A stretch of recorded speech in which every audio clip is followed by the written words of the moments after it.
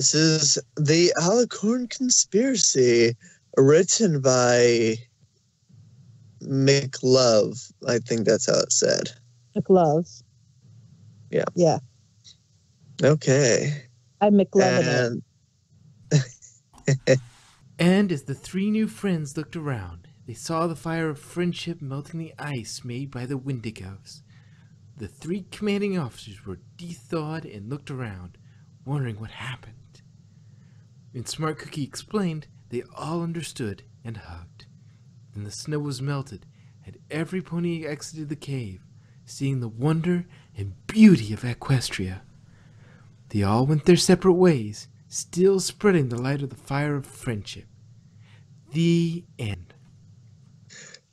Twilight sparkled finished. Spike smiled, then started snoring. Twilight smiled. She had been telling Spike the story of the fire of friendship as a bedtime story, but had forgotten how much she loved it. She thought back. There was the Pegasi, the unicorns, the earth ponies. Wait a minute. She shouted, causing Spike to startle awake. What is it, Twilight? Spike said, making a fighting pose. Twilight rolled her eyes and levitated Spike back into his bed. None of your concern, Spike. Go back to sleep. Spike nodded and pulled his blanket up. Soon, Twilight heard his snores continue. Twilight ran into the library area of the castle, pulling random books out of the shelves. She looked up the titles. Where is it? She wondered out loud. She pulled another book out and read the title. It said, The Fire of Friendship. Found it! Twilight said, then read the story again.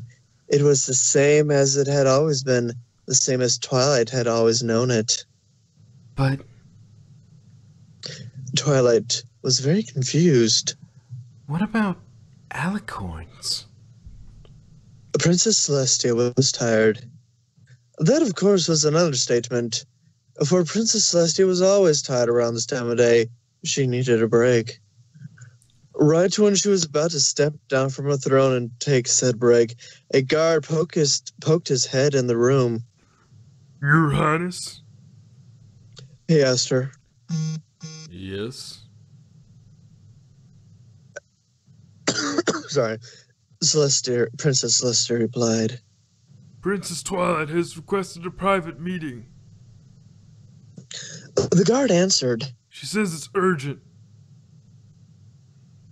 Celestia nodded, indicating that she would let Twilight hold the meeting. This could be her break time. The guard nodded to some pony out of Celestia's view, and Twilight entered the room. She bowed. Your Highness? Celestia smiled. Hello, Twilight. I'm sorry for disturbing you. However, I've come across something that none of my history texts even mention. Twilight was clearly confused. What is it, my faithful student? Celestia asked. Clearly it's important, otherwise you wouldn't have come all the way up to Canterlot. It is, Princess. Twilight took a deep breath. Do you recall the story of the very first heartwarming eve? Celestia nodded. The three races of Equestria, Pegasi, unicorns, and earth ponies, were rude and unkind to one another, and it became so bad that when they left their home, they took their hate with them. They caused a freak ice storm, and just when all seemed lost, one pony from each tribe admitted to not hating the other too. They became friends, and they caused the fire of friendship to appear, driving away the Wendigos and saving what is now known as Equestria. As she paused. What about it?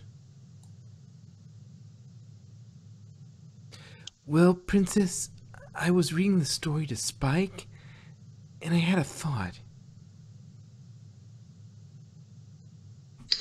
Twilight said, If Pegasi, unicorns, and earth ponies founded Equestria, then where did alicorns come from? I mean, the four princesses of Canterlot, you, Luna, Cadence, and me, are alicorns. Being an alicorn shows that you are of royal status. Except, how did alicorns come to Equestria in the first place? Celestia's eyes were wide, and then she smiled. Twilight, I need to tell you a story. Twilight raised an eyebrow. A story? Celestia nodded. Yes, a long time ago, there was a pony who lived in Canterlot, back around when Sombra ruled the Crystal Empire. Twilight gasped. That's about 1,000 years. Celestia nodded, then she continued. His name was Golden Glow. He was a scientist working at a university in Lower Canterlot. One day, he had a thought that put him ahead of his time. What if there was a type of pony that could fly like a Pegasus, but use magic like a unicorn, and be as strong as an earth pony? He started to experiment, putting genes of each race of pony into a surrogate egg. Then he did it to a second, in case the first one failed. A type of pony that can fly, use magic... A type of pony that can fly, use magic, and be super strong? Princess, you're describing an alicorn exactly. Are you saying that alicorns were made as an experiment? Twilight couldn't believe her ears. Celestia shook her head. I'm almost ready to tell you. After he did that, he inserted the eggs into a surrogate mother. She gave birth 2 months later. The resulting foals had wings and a horn. The first 2 alicorns. Twilight held up a hoof. But what about Cadence? Golden Glow must have been long dead by the time she was born. Celestia blushed. Well, Twilight, do you know how Cadence is my niece? Twilight nodded, wondering what Celestia was getting at. Well, Cadence is actually my daughter. I had too much cider at a party one time and met this stallion.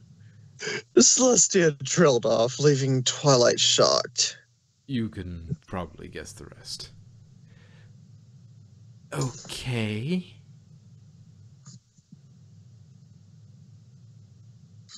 Twilight said, But wait, when you made me an alicorn princess, you used a spell.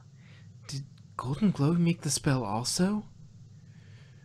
No, Twilight. Celestia put a hoof around Twilight's neck. You know that spell you did to return the Breezies to their home? I used that spell, but for 3 different types of ponies.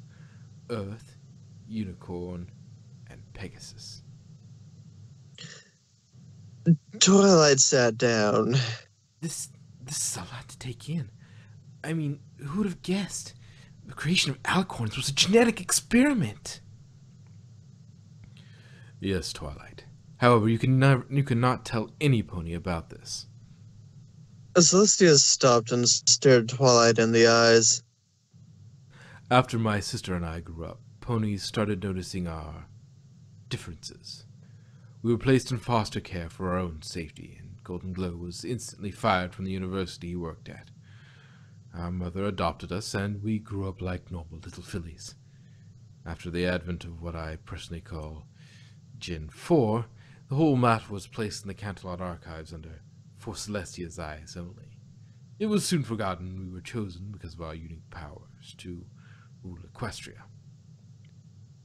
I promise. Twilight nodded. Celestia smiled and nuzzled Twilight. Good. Does that answer your question? Twilight nodded again. Tell Spike I said hello.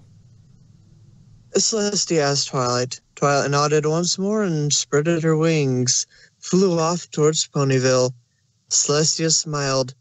Oh, it felt good to tell some Pony Onstad story. Now she definitely needed a break.